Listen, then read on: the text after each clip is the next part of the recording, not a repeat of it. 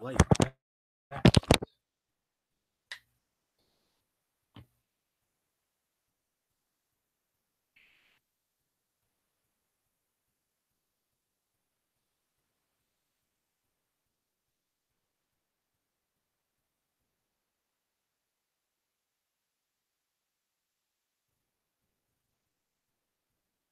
nobody.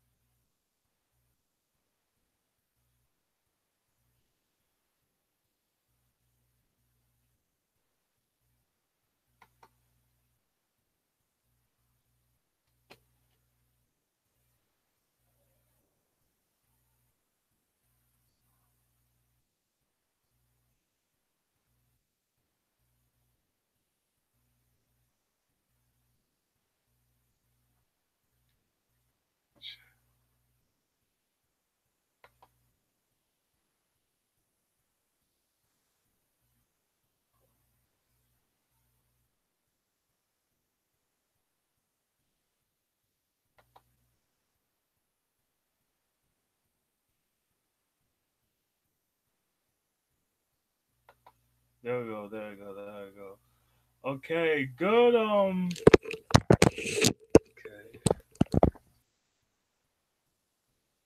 All right, all right, all right. There we go. There we go.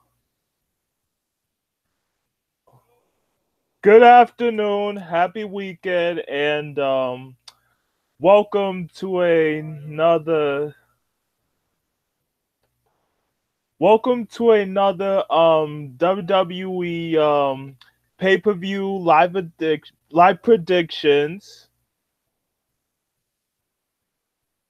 WWE pay-per-view live predictions. It's your boy Lennox Coleman.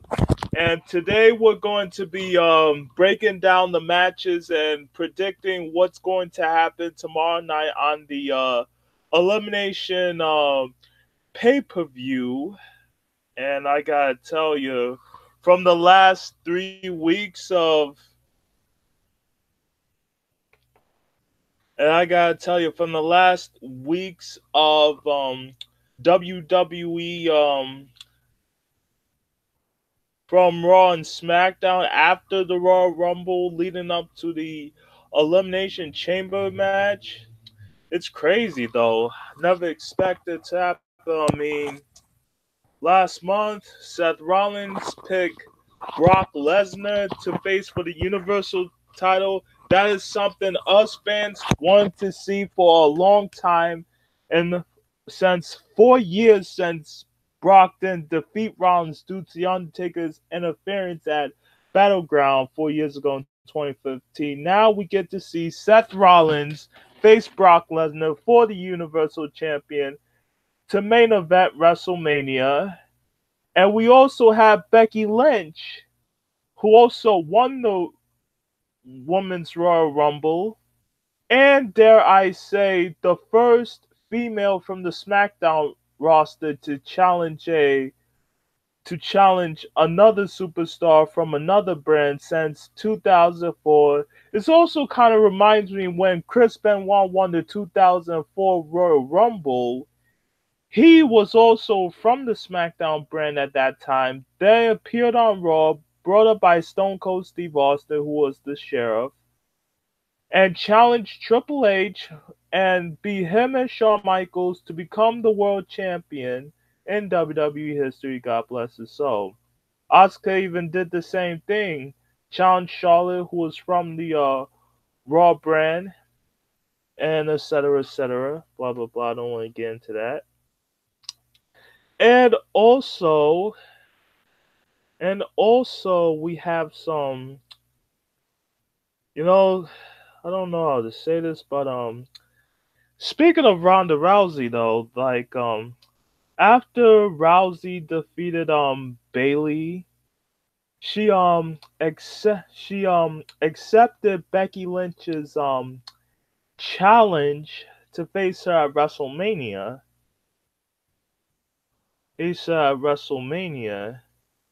And also leading up to the Elimination Chamber, Stephanie McMahon called out Becky Lynch on Raw about her injured knee that she suffered during the Royal Rumble match. And the crowds were like not pleased, thinking that Stephanie is going to take Becky Lynch opportunity from the Royal Rumble match. So Stephanie advised Becky Lynch to go see a doctor, otherwise she won't get suspended. But Becky Lynch's pride and emotions got the better of her, leading her to be suspended, and that causes Becky Lynch to attack Stephanie McMahon. And then on the second week before the Elimination Chamber,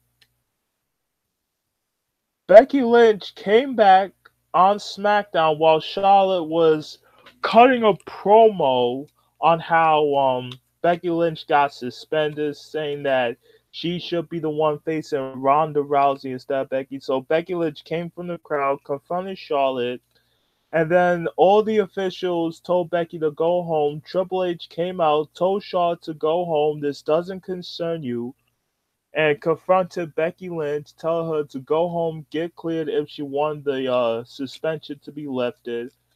Then also called Lynch's bluff by saying that she's not really injured, saying that she's looking for a way out to not to face Ronda Rousey, believing that Becky Lynch is afraid that the doctors won't clear her or nonetheless will lose to Ronda Rousey, causing Triple H to get slapped by Becky Lynch. Then on the last Raw, on the February 11th edition Monday Night Raw, Triple H and Stephanie McMahon have been confirmed that have lifted Becky Lynch suspended due to her seeing a doctor. The match for Ronda Rousey and Lynch will still go on if Becky Lynch apologized. Then Becky Lynch, out of nowhere, just shoot on the both of them and refuse to apologize. So later on, to kick off the end, Becky Lynch cooled her heads and decided to apologize to Triple H and Stephanie and accept the apology. However, Vince McMahon, on the other hand, doesn't accept the apology because he doesn't accept the fact that Becky Lynch has a short-tempered and has a bad attitude. So with that, Vince McMahon decided to suspend Becky Lynch for another 60 days and replace her with Charlotte Flair, who is now on the Raw brand. Like, that's the problem that I have with WWE. Like, why on earth would Vince McMahon, of all people, he must have heard what Becky Lynch has said to about him along with Triple H and Stephanie McMahon in the back though. Like, why? Why? Like, I don't get it. Like, Becky Lynch just saw a doctor the last week and got cleared only for, I mean, she apologized to Triple H and Stephanie, and then Vince McMahon be like, I don't like bad attitudes. That goes for you too, Ronnie. Like, who does the hell Vince think he is? What? Why? You don't allow your wrestlers to be angry whether they got pissed off or their family member passed away? What an idiot.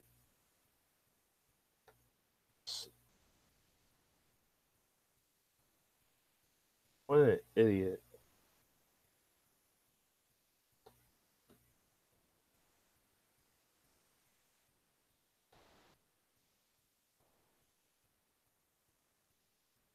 Wait a minute. Hold on. I just found out on Wikipedia. Hold on.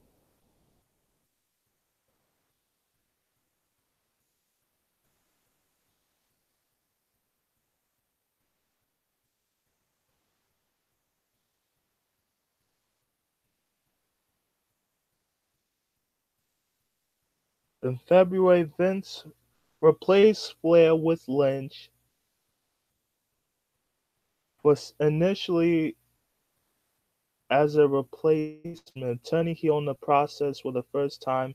So even though Charlotte Flair had turned, well, kind of like a tweener like Becky Lynch back at Survivor Series 2014 by attacking Ronda Rousey with the candlestick, not only until when Raw ended, Charlotte Flair turned heel for the first time in 2 years since 2017 by replacing Becky Lynch to face Ronda Rousey for the Raw Women's title. And I understand Ronda Rousey is pissed off that Ronda will not be defending the title against Becky Lynch instead of Charlotte. But more importantly, she also got to focus on her other opponent, Ronda Rousey. Like, I know Vince McMahon's the champion, but he can't come out and overrule Triple H and Stephanie McMahon for acceptance of apology from Becky Lynch. I mean, Lynch is already cleared, so you can't just take away her opportunity just like that. So Wikipedia decides to change Becky Lynch performing on the Raw brand and back on the SmackDown brand. Like she challenged Ronda Rousey. She challenged Ronda Rousey for the Raw Women's Champion.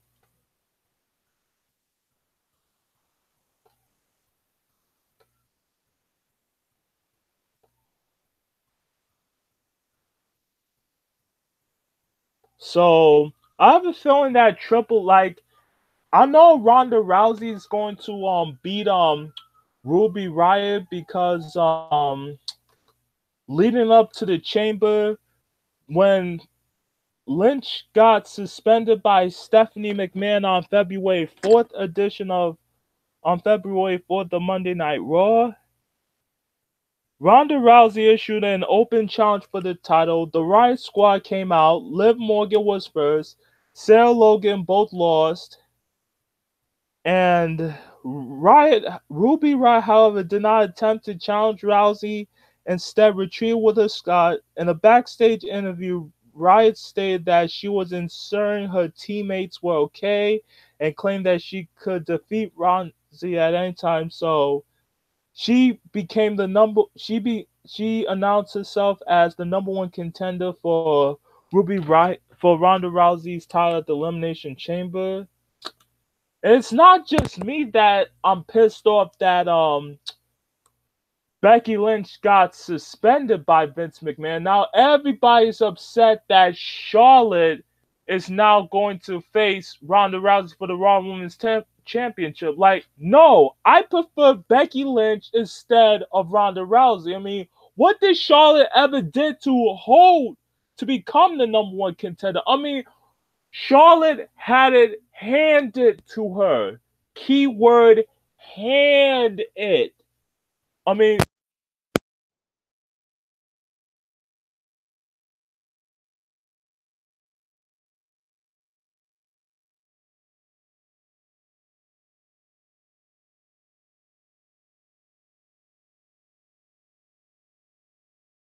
because of her last name? No. So I bet after Elimination Chamber is over, I have a feeling Triple H would overrule that suspension and probably make it a triple threat for the Raw Women's Champion. Ronda Rousey versus Charlotte Flair versus Becky Lynch, an inter-promotional match. One Raw superstar against two female superstars from the SmackDown brand. That should do it. But let's get to the now. I know Ronda Rousey, I know is gonna beat Ruby Riott. Even though I haven't been watching 205 lately. Buddy Murphy defeated Kalisto, Akira Tozawa, and Hideo Itami in a fatal four-way match to retain the WWE Cruiserweight Championship at the Royal Rumble pre-show.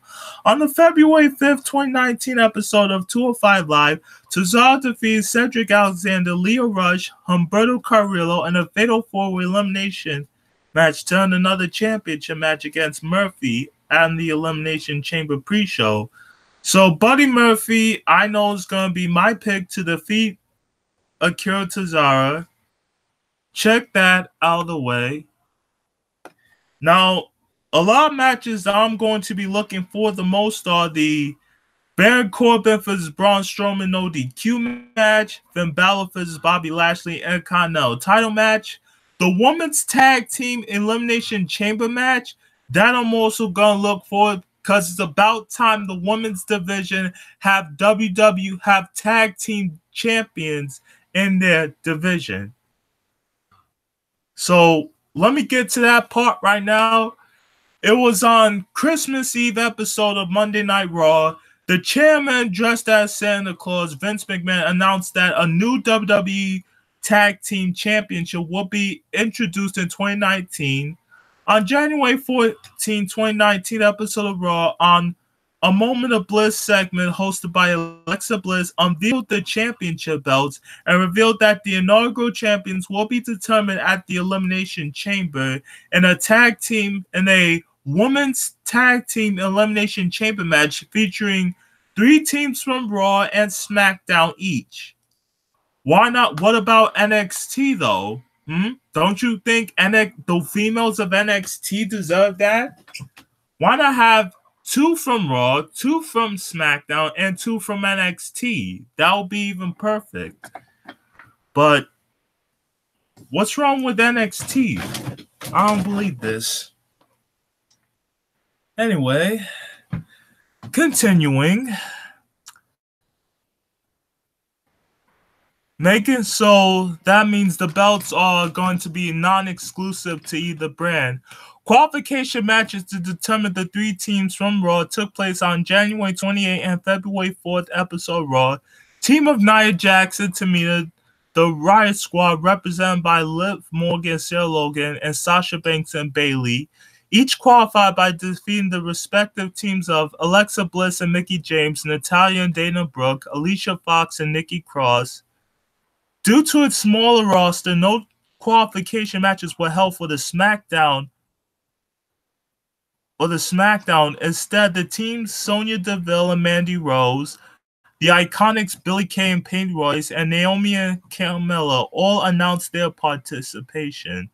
On the February 11 and 12 episode of RAW SmackDown, leading to the Elimination Chamber, triple threat tag team matches occurred between each brand 3 respective tag teams to determine which 2 will start the Elimination Chamber match.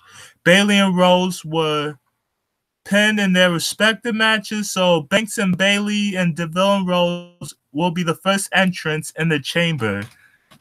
Now, it's hard for me which teams will be fit as the women's tag team champions, but my money is on the big gals, Nia Jax and Tamina Snuka. Those are my pick. Those are my wild picks to win the chamber matches. Now for the SmackDown Tag Team Champions. Understand no other titles will be defended. The Raw Tag Team titles, as you know, last Monday have been won by The Revival by defeating Bobby Roode and Chad Gable. The Universal title won't be defended neither. I don't know what's wrong with that. And especially the SmackDown Women's Champion Asuka won't be defended at the Elimination Chamber. Only the Raw Women's title, the WWE Heavyweight Champion, SmackDown Tag Team, Intercontinental, Cruiserweight, and the Women's Tag Team Champion. Especially the United States title won't be defended since R-Truth defeated Shinsuke Nakamura in a 8-second fast count to win the match and retained it against Rusev, also leading Rusev to turn heel, team up with Nakamura to beat up on R-Truth.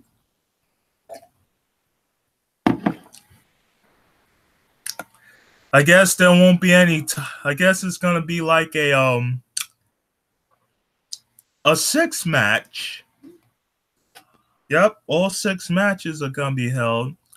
1 pre-show. It's a shame.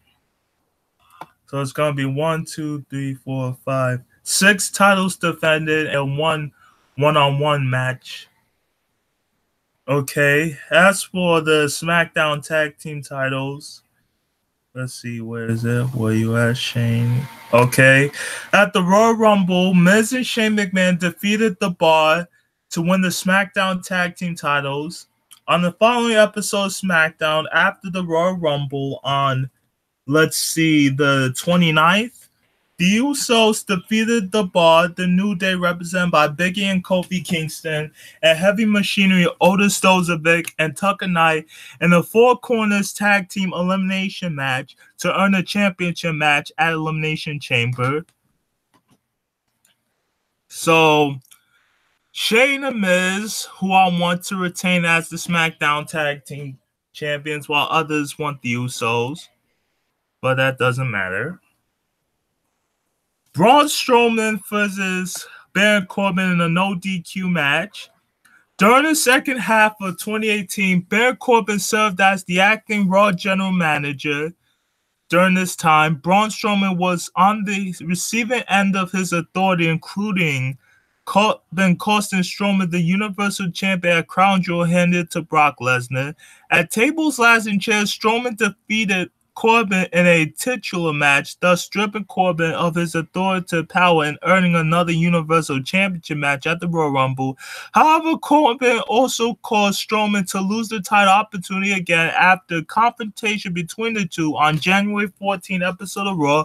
Strowman chased Corbin into Vince McMahon's $100,000 limit to the backstage area where Corbin hid, and Strowman destroyed the limo, resulting in Mr. McMahon finding him and canceling his championship match. Strowman and Corbin continued to go at each other over the next couple of weeks in a no disqualification match between the two. Plus, also, Finn Balor, Kurt Angle defeated Bobby Lashley, Drew McIntyre, and Corbin in a six-man tag team match. Braun Strowman, I know, will win that match. As for Finn Balor, the night after the Royal Rumble, Finn was addressing his loss to the Universal Champion Brock Lesnar at the Royal Rumble event. He was interrupted by the Intercontinental Champion Bobby Lashley and his manager Lio Rush. Lashley claimed that he was a better champion than Lesnar, and then attacked Balor after being taunted from losing the Royal Rumble in a short period of time, causing Lashley to attack Finn Balor. The following week, Balor was scheduled to face Lashley, but Lashley instead had Balor face Lio Rush. Lashley stated that depending on Balor's performance, he would consider giving him a title shot, but before the match could begin, Lashley attacked Balor. Despite this, Balor defeated Rush. Balor was then scheduled to face both Lashley and Rush in a handicap match at Elimination Chamber with Lashley's Intercontinental Championship on the line. Finn Balor, I know, even though WWE has been treating Finn Balor fairly by not giving it any title opportunities, but I want to see him beat Bobby Lashley and become Intercontinental Champion. But Lashley has a point. He is a better champion than Brock Lesnar because unlike Lesnar, Lashley always shows up like most WWE wrestlers would do, while Lesnar sits on his butt, collects paychecks, and do absolutely nothing. Speaking of which, last Monday, Seth Rollins addressed the WWE Universe about him being F5 2 Mondays ago. On the 28th, when the Raw ended, Brock Lesnar gave Seth Rollins F5 finishing move, and Rollins shouted at Brock Lesnar, "Is that the best you can do?" Well, I think the more F5 he used on Seth Rollins, the more Seth Rollins will get back up, hit him with the curb stop, and next thing you know, become the new Universal Champion. I guess we're going to have to find out because later on, after I get a haircut, I'll be posting up another YouTube video. I'm going to be doing a Elimination Chamber simulation on WWE 2K19. Make sure you tune in to that video after I'm done with this prediction. So, all right.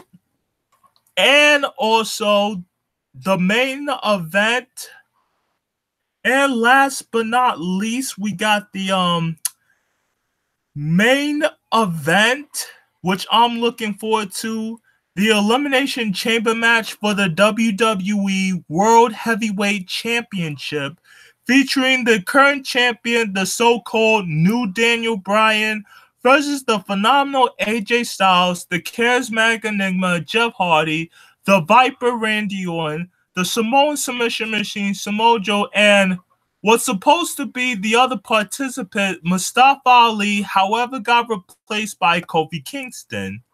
And how did that happen? At the Royal Rumble, Daniel Bryan defeated AJ Styles for the third time to retain the WWE Championship with the help from the returning Eric Rowan. On the following episode of SmackDown, along with Rowan, disposed the standard leather-bound WWE title belt with metal plates and a garbage can and introduced a new custom belt similar to the 2014 version made from hemp and wood. Now, to me, that championship Daniel Bryan has is nothing more than a disgrace. What he did was an absolute disgrace. And that belt looked like something like a junior high school would create from a wood shop. But seriously, Daniel? Why? But there's been a lot of rumors that WWE might bring out a new WWE championship, probably bring back the blue leather and make it more different than the Universal title, or make the bring it back and make the WWE title partially blue and bring back the black leather stripe. Who knows? Styles then came out and confronted Bryan and Rowan, followed by Randy Orton, Samoa Joe, Jeff Hardy, and Mustafa Ali. After the ensuing brawl, WWE Chief Operating Officer Triple H scheduled Bryan to defend the title against all 5 men in an Elimination Chamber match at the pay-per-view. A gauntlet match between the 6 was scheduled for the February 12th episode to determine who would enter last. Due to a legitimate injury on the February 5th episode of SmackDown, Mustafa Ali was pulled from the match and replaced with the New Day's Kofi Kingston. And Kofi Kingston eliminated Daniel Bryan, Hardy. Kofi Kingston eliminated Samoa Joe, Daniel Bryan, and Jeff Hardy, only to lose to AJ Styles, but receive a standing ovation. And Orton won the match by hitting an RKO on AJ Styles. Ensuing gauntlet match make him the last entrant in the chamber. And that will just about it for this live prediction. I'll be posting up another WWE 2K19 Elimination Chamber prediction simulation. Be sure to check that out because I gotta go get freshened up. So if you guys enjoyed the video, make sure you hit the like button, subscribe to my channel for more new upcoming content, and also I'll be doing more predictions in the channel, so be sure to stay tuned. Until then, this is your boy Lennox Coleman, and I'm out, and I'll be right back with the WWE Elimination Chamber WWE 2K19 style. So stay tuned and see you later.